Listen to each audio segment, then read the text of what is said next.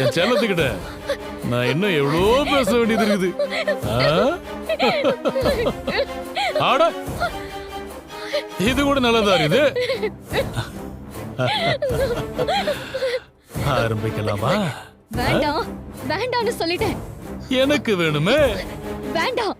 ஆனா எனக்கு வேணுமே.